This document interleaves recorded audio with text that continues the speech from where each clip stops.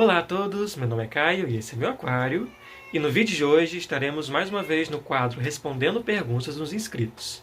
E hoje vou responder a pergunta do Gabriel. Ele não foi o único a tocar no assunto, mas ele perguntou basicamente se pode usar água de poço artesiano, o mais comum, no aquário. E eu digo que sim, pode usar, mas nós temos que fazer alguns ajustes. E nesse vídeo de hoje eu vou mostrar como que eu preparo a minha água, pois eu uso água de poço no meu aquário. Como vocês já sabem, eu tenho um aquário plantado de 127 litros com uma fauna amazônica, ou seja, água mole, água quente, com injeção de CO2, então tem que ter um certo nível de KH, mas mantendo o pH ácido. E eu uso água de poço, porque é a única água que eu tenho. E qual é a atenção que eu tenho que ter com a água de poço? Primeiro, a água de poço é pobre em minerais. Então eu tenho que testar o GH. Segundo, a água de poço, por ser pobre em sais e minerais, também é pobre em KH. Então eu tenho que testar o KH. Terceiro, a água de poço fica confinada na terra. Ela não faz troca gasosa com ar atmosférico.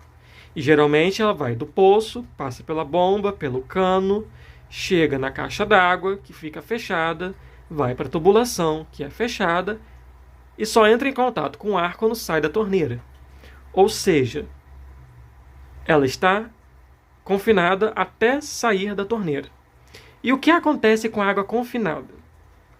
Por vir da terra, ela tem retido nela CO2. E o CO2 na água, como vocês já sabem, acidifica, só que de um jeito artificial. Então, se você medir o pH da sua água assim que tira da torneira, ele vai estar extremamente ácido. Vai estar 6,2 ou até mais ácido. E como que você faz para obter o pH real da água? Você tem que armazenar essa água num recipiente e colocar ou uma bomba de circulação ou então um compressor de ar com pedra porosa para fazer movimentação da água e para que ocorra a troca gasosa, para que elimine o CO2 retido. Aqui eu tenho usado um galão de 50 litros para preparar a água do meu aquário. Olha o meu gato olhando ele. Pingo, sai daí, Pingo. Esse galão, esse barril, tem 50 litros. E eu enchi ele ontem. Fiz os testes de GH, KH e pH. O pH estava em 6,2. GH praticamente zerado. KH zerado. Então o que eu fiz? Suplementei com Mineral Plus. Como vocês podem ver aqui, usei o Mineral Plus da Power Fert. Depois, suplementei o KH com o Alcalino Buster. Medi os parâmetros. Até medi os parâmetros, medi de novo pH, KH e GH. Tive que adicionar mais produto até chegar a um KH 3 e até chegar um GH3 e um KH1. KH1 e GH3. E medi o pH e o pH estava em 6,2 ainda. Fechei o galão, fui dormir, acordei hoje, cheguei do trabalho. O que eu fiz? Abri o galão, liguei um compressor de ar com uma pedra porosa. Isso era 2 horas da tarde. Às 3h30, medi o pH de novo. E ele não estava mais em 6,2. Ele estava em 6,6. Ou seja, começou a troca gasosa, ele está expulsando o CO2 retido e o pH está subindo. E eu vou deixar o compressor ligado até 10 horas da noite e vou medir o pH de novo. Pelos testes que eu já fiz em outras vezes, esse pH vai parar em 7. No máximo 6,8. por causa do KH1, que é o que se estabilizou no meu aquário. É baixo, mas tá dando certo, meus peixes estão bem. Ou seja, recapitulando, nós medimos pH, KH e GH, nós suplementamos o KH, suplementamos o GH e deixamos a água fazer a troca gasosa por meio de circulação. Como fizemos isso aqui com compressor de ar. Pelo menos umas 12 horas nesse processo com compressor de ar é necessário para que ele expulse todo o CO2 retido. Isso vai variar de acordo com a quantidade de água, a potência do compressor de ar ou da bomba de circulação, certo?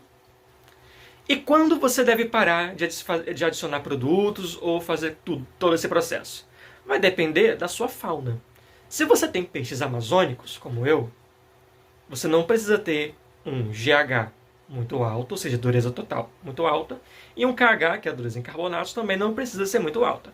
Agora, se você tem peixes asiáticos, se você tem quínguios, se você tem policilídeos, que são peixes que precisam de uma dureza de água maior e de uma alcalinidade maior, você vai ter que fazer uma suplementação mais intensa. Você vai gastar mais produtos. Ou seja, moral da história. Pode tocar um aquário com água de poço? Sim. Só que você vai ter um gasto maior do que simplesmente adicionar o condicionador de água. E importante lembrar, mesmo a água sendo de poço, tem que adicionar o condicionador de água para ele eliminar os metais pesados e possível cloro que foi colocado no poço. Tá? Toda a água antes do aquário você tem que adicionar o condicionador de água. Como, por exemplo, o Prime. E quanto que você vai gastar para deixar essa água ideal para o aquário vai depender da sua fauna, tipos de planta que você vai ter. São plantas mais exigentes ou menos exigentes. Plantas mais exigentes precisam de um GH, uma dureza total, maior. Plantas menos exigentes aceitam uma água mais mole. Então, minha recomendação. Para você não precisar gastar tanto, se você tem água de poço na sua casa apenas, recomendo peixes de água mole. Peixes de pH mais ácido, talvez, porque é mais fácil manter a água no ácido, porque você vai ter que adicionar menos produto, você vai gastar menos produtos para adicionar nessa água, para preparar ela para o aquário, certo?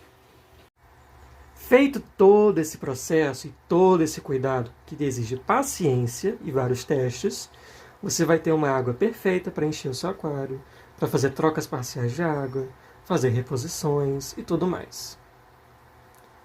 Com todo esse cuidado, seus peixes vão se desenvolver bem, vão crescer bem, vão viver confortavelmente, que é o que importa. Moral da história, eles vão viver e não apenas sobreviver no seu aquário.